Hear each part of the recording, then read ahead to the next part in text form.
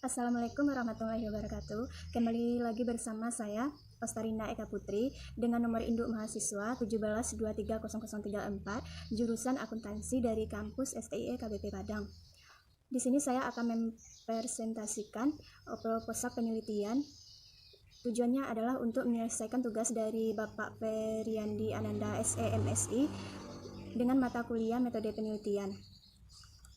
Langsung saja, judul saya yaitu pengaruh corporate governance, karakteristik perusahaan, serta struktur kepemilikan terhadap pengungkapan risiko. Langsung saja bab 1, yaitu latar belakang masalah.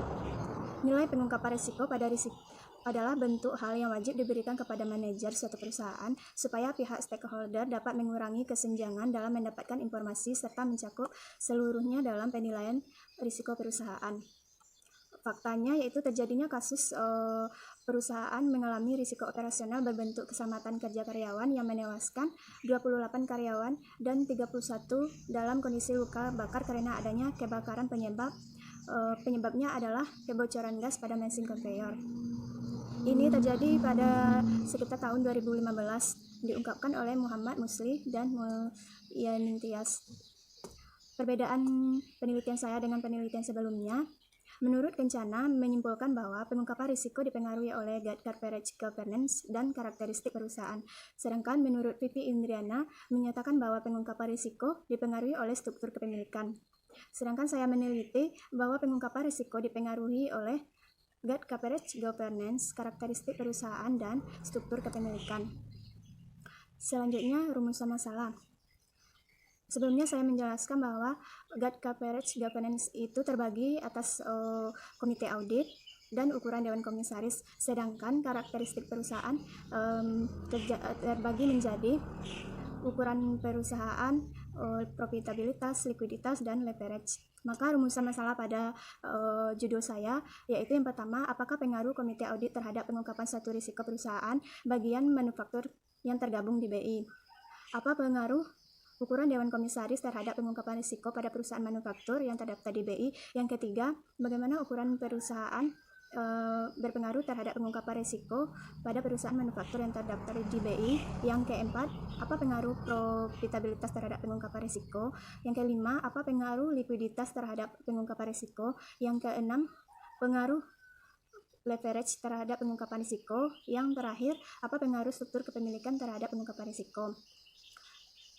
Tujuannya yaitu untuk menguji dan menganalisis pengaruh variabel X yang saya sebutkan terhadap pengaruh variabel Y.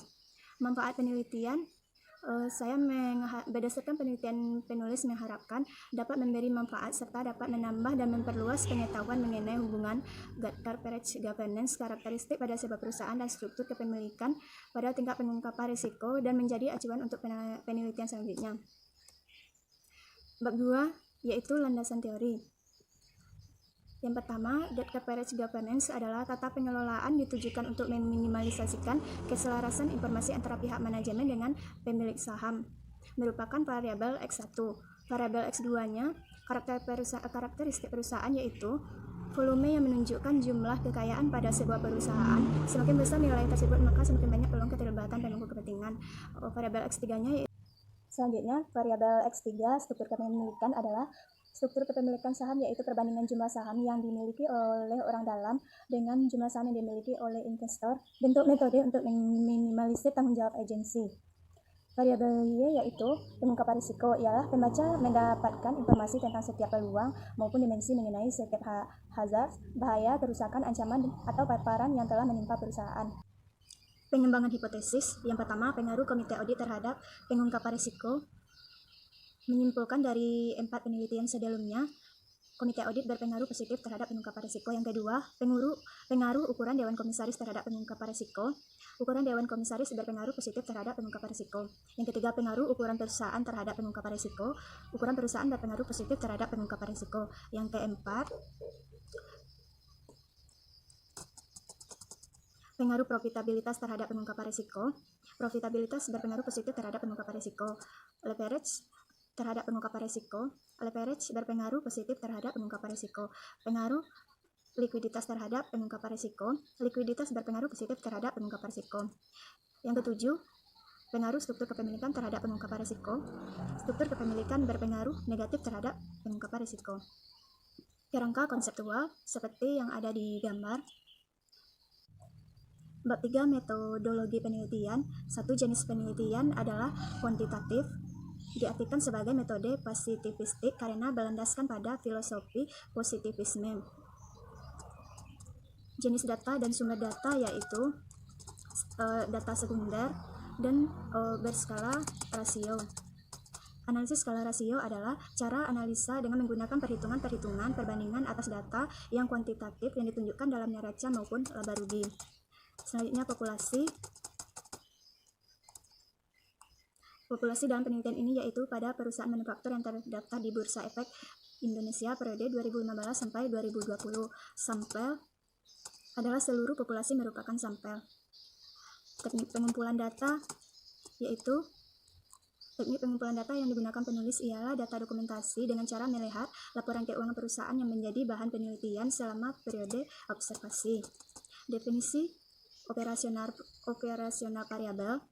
Variabel dependennya yaitu pengungkapan risiko, sedangkan variabel independennya yaitu coverage governance, karakteristik perusahaan, serta struktur kepemilikan. Selanjutnya teknik analisis data, uji pemilihan model. Yang pertama, metode Pullett-Lesquer model, yaitu dikenal dengan estimasi common effect, yaitu teknik estimasi yang paling sederhana untuk mengestimasi data panel dengan cara hanya mengkombinasikan data time series dengan cross section. Yang kedua, model pendekatan efek tetap atau fixed effect. Pendekatan ini menggunakan variabel yang dikenal dengan sebutan model efek tetap atau fixed effect atau least square dummy variable atau disebut juga dengan covariance model. Estimasi dapat dilakukan dengan tanpa pembobotan atau least square dummy variable dengan pembobotan atau general least square. Tujuan dilakukan pembobotan adalah untuk mengurangi heterogenitas antar unit cross section. Yang ketiga, model pendekatan efek acak atau random effect.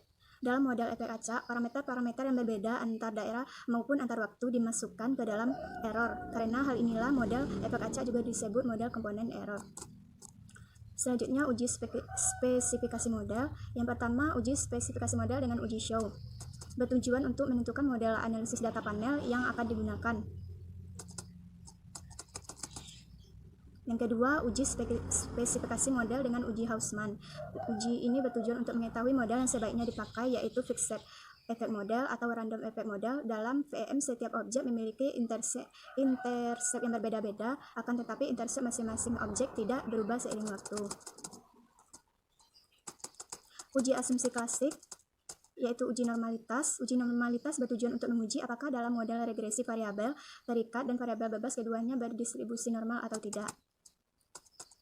Uji Kolmogorov-Smirnov merupakan uji normalitas yang umum digunakan karena dinilai lebih sederhana dan tidak menimbulkan perbedaan. Selanjutnya, uji hipotesis. Yang pertama, uji T. Uji parsial ini digunakan untuk mengetahui seberapa besar pengaruh variabel bebas secara individual dalam menjelaskan variabel terikat. Yang kedua, uji F. Uji F, statistik F digunakan untuk mengetahui apakah semua variabel independen yang dimasukkan dalam model regresi mempunyai pengaruh secara bersama-sama atau simultan terhadap variabel dependen. Selanjutnya, uji koefisien determinasi atau R kuadrat. Koefisien determinasi atau goodness of fit digunakan untuk mengetahui seberapa jauh kemampuan model dalam menjelaskan variasi variabel terikat. Analisis regresi berganda bermaksud meramalkan bagaimana keadaan naik turunnya variabel dependen bila terdapat dua atau lebih variabel independen sebagai faktor prediktor. Jadi, analisis regresi berganda dilakukan apabila terdapat paling sedikitnya dua variabel independen. Adapun persamaan regresi linear berganda adalah Y sama dengan alfa ditambah bx1 x1 ditambah bx2 kali x2 ditambah bx3 kali x3 ditambah error. Keterangannya, Y merupakan pengungkapan risiko, alfa adalah koefisien konstanta, B koefisien regresi, x1, x2, x3 adalah variabel, error adalah standar error. Sekian presentasi dari saya. Kalau ada salah kata mohon dimaafkan. Wabillahi taufiq wal hidayah. Assalamualaikum warahmatullahi wabarakatuh.